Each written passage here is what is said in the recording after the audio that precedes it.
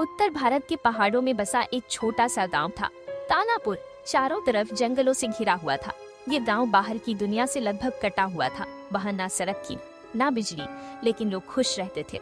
कम से कम बाहर से ऐसा लगता था। गांव वालों के बीच एक पुरानी मान्यता थी, सूखे कुओं के पास मत जाना। यह कोई गांव के बाहर एक सुनसान रास्ते के किनारे था। कहते हैं कई साल पहले वहाँ एक औरत ने खुद को फांसी लगा ली थी। उसकी चीखें आज भी रात को सुनाई देती है। एक दिन गांव में एक युवक आया, नाम था राजीव। वह एक लेखक था और पुराने लोक कथाओं पर रिसर्च कर रहा था। उसने गांव वालों से शापित कुओं की बात सुनी और रुचि ले ली। वहाँ के बुजुर्ग बाबा सोमेश ने उसे सख्त हिदायत दी। बेटा, उस कुएं के पास मत जाना, वहाँ कोई नहीं बचता। पर राजीव नहीं माना। अगले ही दिन वह अपने कैमरे और टॉर्च के साथ उस कुएं की ओर निकल पड़ा। कुएं के पास पहुंचते ही हवा थम सी गई, पत्तियां हिलनी बंद हो गई। राजीव ने कैमरा ऑन किया और कुएं में झांका। कुएं में कुछ नहीं था, बस अंधेरा। तभी उसे किसी औरत की धीमी सी सिसकी सुनाई दी। मदद करो, राजीव चौंका। उसने टॉर्च जलाकर कुएं के अंदर झांका और तभी कुछ हुआ। एक सफेद साड़ी में लिपटी औरत उल्टी लटकी हुई कुएं की दीवार से निकलकर उसकी तरफ घूर रही थी। उसकी आंखें काली थी, बिल्कुल गहरी रात जैसी।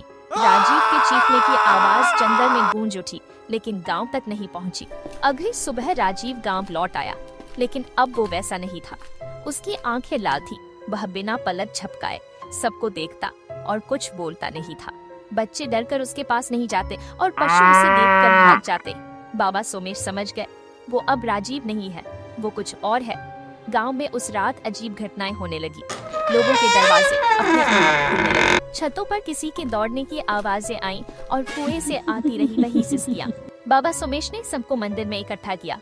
वह बोले, जिसने राजीव का शरीर लिया है, वह आत्मा अब गांव छोड़ने नहीं देगी। उन्होंने गांव वालों के साथ मिलकर हवन शुरू किया और एक तांत्रिक को बुलाया। तांत्रिक ने कहा, जब तक कुएं को शुद्ध नहीं किया जाएगा, आत्मा हर पूर्णिमा पर एक जान। गांव वालों ने मिलकर कुएं को बंद कर दिया और उस पर मंत्र लिखकर हवन किया। इसके बाद राजीव ने कभी उस आत्मा को नहीं देखा, पर हर पूर्णिमा की रात जब चांद पूरा होता है, बाहर से वही मदद की आवाज सुनाई देती है। माना जाता है कि कुछ रहस्य दबे हुए हैं, जिन्हें छेदना मौत को बुलाना है।